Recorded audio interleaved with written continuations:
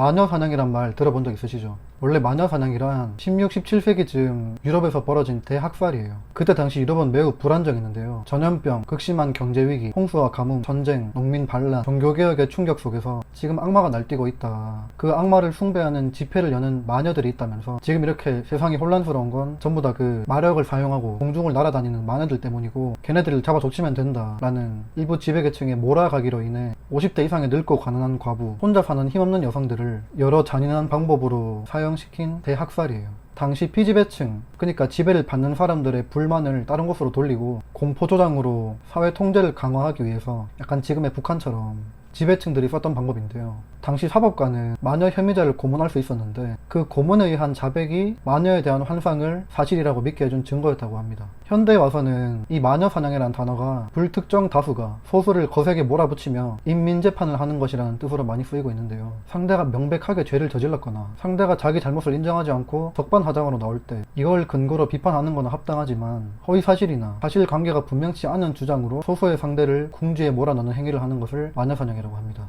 근데 이게 참 지금 와서 들어보면 의아해요. 아니 무슨 삼국시대도 아니고 겨우 400년 정도 전에 뭐 세상이 힘든 건 악마 때문이고 뭐 마녀들이 마력을 사용하고 공중을 날아다닌다 뭐 이런 걸 믿고 죄 없는 사람을 수만 명씩 죽였다는 게 되게 미개하고 멍청하고 한심하게 들리죠 지금은. 그럼 2020년인 현대 지금에서는 그런 일이 없을까요? 요즘도 더하면 더했지 덜하진 않아요. 물론 뭐 그때처럼 사람을 죽이거나 하진 않죠. 근데 때때로 죽음까지 몰고 가기도 하고 평범하게 살아가기 힘들 정도의 엄청난 정신적 충격을 줍니다. 우리나라엔 유명한 마녀 사냥 사건이 어떤 것들이 있었는지 대한민국 마녀 사냥 사건 탑5를 순서 상관없이 준비해봤습니다. 첫 번째는 최선당 임산부 사건입니다. 2012년 2월에 회원수가 170만 명 정도에 달하는 맘스홀릭이라는 네이버 카페에 어느 임산부가 최선당이라는 식당 직원에게 폭행을 당했다는 글이 올라오면서 사건이 시작됩니다. 글 내용은 이래요. 본인을 6개월 된 임산부라고 소개하면서 배가 불러서 벨에 손이 닿지 않아서 종업원한테 아줌마라고 불렀는데 그 여자 종업원이 누가 아줌마라고 부르래? 벨 누르면 되잖아 벨 누르라고!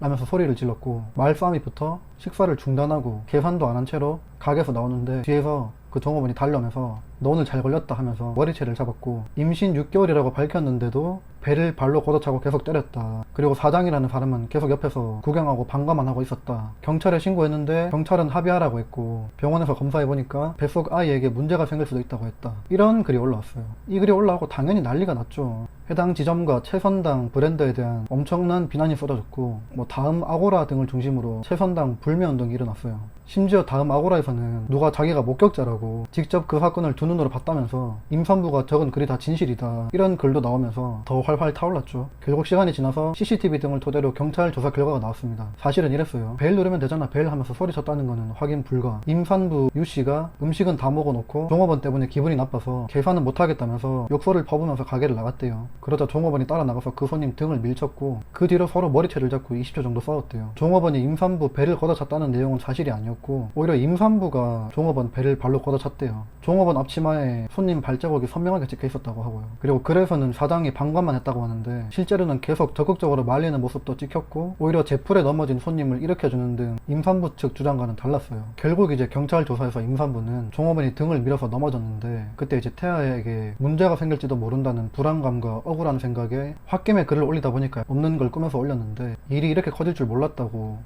진술했대요. 그러니까 둘 다 똑같은 거지. 그냥 둘이 싸운 거예요. 근데 이제 배를 발로 찬 거는 임산부였고 이게 헛소문이 퍼져가지고 불매운동으로 해당 지점은 문을 닫고 전국 모든 최선당 가맹점 이 피해를 보고 애꿎은 그 가맹점주만 수억 원의 손해를 보고 가게를 급히 팔고 나왔대요. 그리고 그 죄 없는 점주의 가족은 그 싸운 종업원도 아니고 그 점주의 가족 인터넷에 신상이 박제돼서 5초에 한 번꼴로 전화가 와서 쌍욕을 한대요. 심각한 정신적 피해를 입고 뭐 장사고 뭐고 다 접고 시골 내려가서 농사만 짓고 살고 있대요. 아무런 잘못을 하지 않은 사람만 엉뚱하게 고통받고 있죠.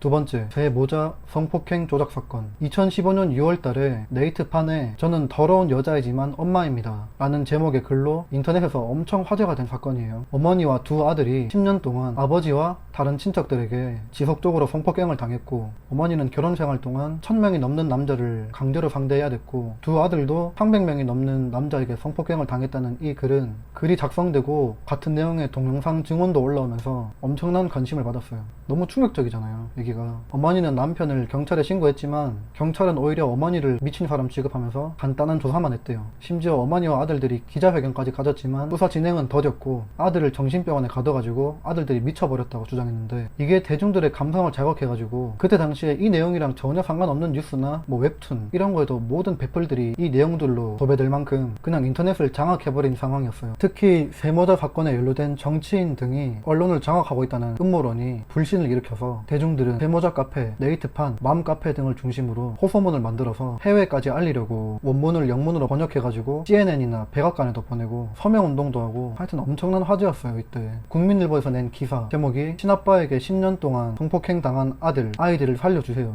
라는 제목의 기사는 네이버 사회란에서 약 23만 개 정도의 댓글이 달렸고, 배플들은 전부 "제발 기사 좀 지우지 말라, 왜 제대로 된 기사가 이거 하나뿐이냐면서 폭발적인 반응을 보였죠. 근데 이 사건은 결국 대국민 사기극 거짓으로 판명이 났습니다. 그냥 한마디로 개뻥이었어요. 가장 성공한 대국민 사기극 중에 하나로 기억되고 있는 이 사건은 거짓말쟁이 하나가 얼마나 많은 사람들을 망치고 대한민국을 혼란에 빠뜨릴 수 있는지 잘 보여줬습니다. 물론 이때 당시에도 정부 공권력에 관련된 음모론이 대두되고 경찰 조사 결과마저 신뢰하지 못하는 사람들이 생겨났죠. 공식이에요. 이제는 어떤 대중들의 감성을 자극하는 사건을 주장해요. 누가 사실 확인 하나도 안 하고 대중들은 글 쓴 사람 편을 들면서 누군가를 막 욕해요. 죽일 듯이. 결국엔 나중엔 조사 결과 거짓말로 판명이 나죠. 정부에서 뭐뭐뭐 땡땡땡을 덮기 위한 시선 돌리기용 음모가 아닐까? 조작이 아닐까? 경찰, 검찰도 이제 못 믿겠다. 뭐 이런 반응.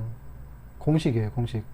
세 번째는 건대 입구역 240번 버스 사건이에요. 2017년 9월 11일에 쌍화차 코코아라는 여초 커뮤니티에서 이런 글이 올라옵니다. 그러니까 이제 자기는 제3자인데 내가 이런 걸 봤다 이렇게 글을 쓴 건데, 5살도 채 안 돼 보이는 딸이 엄마랑 이제 퇴근 시간에 240번 버스를 타고 건대 입구역을 지나던 도중에 뒷문 쪽에서 사람들에게 밀려서 아이만 혼자 내리게 됐는데 버스 기사가 문을 닫고 출발해버렸다. 엄마는 울부짖으면서 문 열어달라고 내려달라고 애원했는데 버스 기사는 그걸 알면서도 문을 열어주지 않고 대꾸도 없이 버스를 계속 몰았다. 그리고 버스 기사가 다음 역에 아이 엄마가 내리자마자 막 욕설을 퍼부었다. 이 글이 올라오고 네티즌들은 엄청난 분노를 쏟아냈고, 정류장 외 승하차 금지가 아이 실종보다 중요하냐면서 수많은 악플들이 달렸죠. 버스 기사 신상 털고 어김없이 청와대 민원 들어갔으며 버스 기사를 죽여버리겠다는 극단적인 위협 댓글이 수천 개의 공감을 받고 배플이 됐어요. 근데 이제 서울시에서 버스 내외부 CCTV 등을 토대로 조사해본 결과 커뮤니티에 올라온 최초의 글은 대부분 거짓말로 판명이 났어요. 5살도 채 안 돼 보인다는 딸은 7살이었고, 아이가 사람들에게 밀려서 어쩔 수 없이 내렸다는 것도 거짓말, 아이 엄마가 내려달라고 했을 때 무시하고 계속 버스 몰았다는 것도 거짓말, 금방 코앞에 다음 정류장이니까 거기 내려드리겠다고 말했대요. 아이가 어쩔 수 없이 밀려 내린 걸 알면서도 문을 안 열어줬다는 것도 거짓말. 버스 기사는 그냥 어떤 여자가 자기 내려야 될 곳 지나가지고 문 좀 열어달라고 하는 그런 건 줄 알았대요. 그리고 버스 기사가 욕설을 했다는 것도 거짓말. 심지어 욕설을 한 건 버스 기사가 아니라 아이 엄마였다는 일부 목격자들의 주장이 있었다고 하네요. 그러니까 버스 안에 사람이 많아가지고 엄마가 내리지 못했다는 주장이랑 다르게 버스가 출발하고 한 10초쯤 지나고 나서 이제 딸이 없다는 거를 알아챈 엄마가 문을 열어달라고 했고, 이미 버스는 2차로에 진입해가지고 문을 열 수 있는 상황이 아니었대요. 거기다가 도로교통법에도 버스는 정해진 정류장 외에는 승하차를 하면 안 된다고 돼 있고, 그리고 버스 내부 CCTV 영상은 서울시에서 얼마든지 공개할 수 있었지만 아이 엄마 측에서 공개를 거부했대요.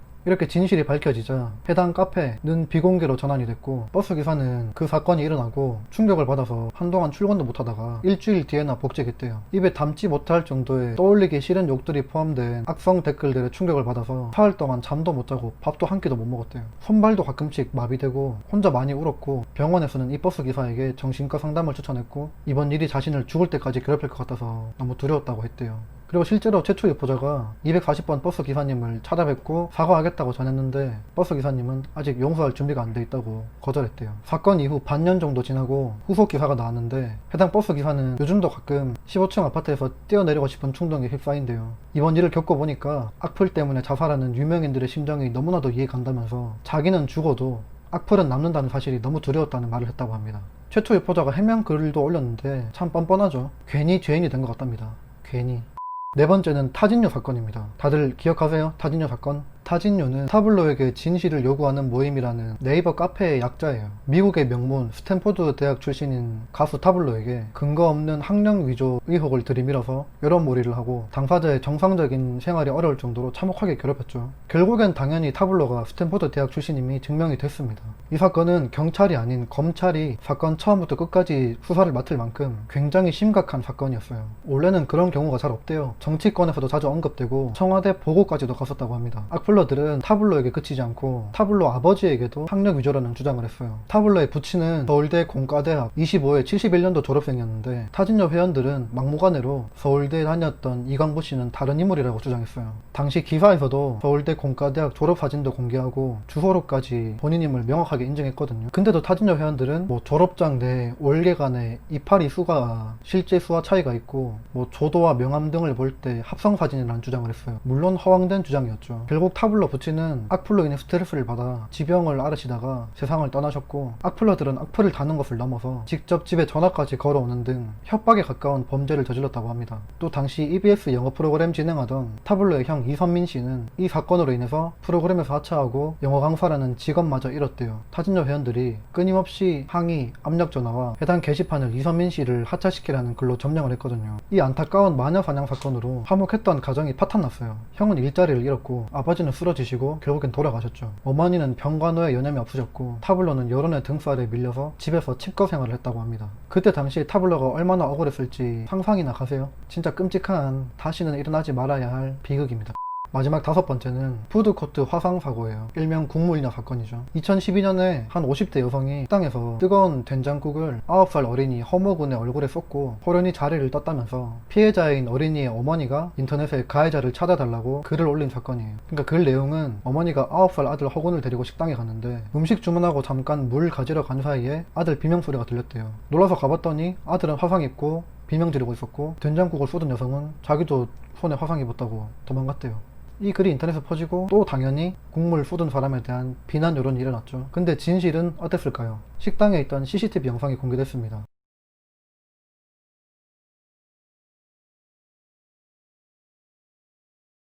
더 이상 얘기할 것도 없죠. 이 밖에도 러블리즈 서지수 악성 루머 유포 사건, 서정범 교수 무고 사건, 선능력 짬뽕 사건, 이수혁 폭행 사건 등등 수많은 마녀 사냥이 있었지만 제 맘대로 탑5를 한번 분류해봤어요. 자, 어떻게 보셨어요? 현대사회에서도 왜 이런 마녀 사냥 사건들이 계속 나오는 걸까요? 제가 생각하는 원인에는 이런 것들이 있어요. 1번, 어느 한쪽 입장만 듣고서 섣부르게 옳고 그름을 판단하는 대중들의 태도. 2번, 시청률이랑 이슈에만 혈안이 돼 있는 언론사, 시사 보도 프로그램. 3번, 점점 더 자극적인 얘기들로 관심받기를 원하는 SNS. 4번, 각종 어그로로 조회수와 이슈가 최대 목적인 인터넷 커뮤니티, 유튜버들. 5번, 누군가의 갑작스러운 추락을 보고 정의라는 이름으로 욕하면서 스트레스를 푸는 대중들. 누군가가 나쁜 짓을 했다고 인터넷에 올라오면 그 나쁜 짓을 했다는 주장이 사실인지 아닌지 확인도 하기 전에 일부 네티즌들은 그 해당 가해자 심상 털기에 바쁩니다. 재밌나봐요. 그러니까 현실에서든 인터넷에서든 뉴스를 볼 때든 뭘 할 때든 어떤 이야기를 받아들일 때 한쪽 말만 듣고 치우쳐서 생각하지 말고 양쪽 말 들어보기 전까지는 100% 진실이라고 믿지 마세요. 요즘같이 인터넷이 발달한 시대에 모든 정보를 비판적인 시각으로 바라보는 자세가 필요합니다. 그래야 현대판 마녀사냥도 점점 줄어들고 억울한 사람들도 줄어들겠죠. 마녀사냥이 예나 지금이나 시대를 초월하는 글로벌한 모습을 보이니까 인류학자들은 단순히 그때 유럽에서 일어난 사건 사고가 아니라 인간의 집단 폭력성을 배출하는 방식 중에 하나라고 다들 얘기한다고 합니다. 지금도 예비 마녀 사냥 사건 엄청 큰 거 하나 있죠. 음원 사재기. 곧 검찰 쪽 결론 나올 텐데 빨리 좀 나왔으면 좋겠네요. 오늘도 명언 하나 읽고 마칠게요. 선동은 한 문장으로도 가능하지만 그것을 반박하려면 수십 장의 문서와 증거들이 필요하다. 그리고 그것을 반박하려 할 때 이미 대중들은 선동되어 있다.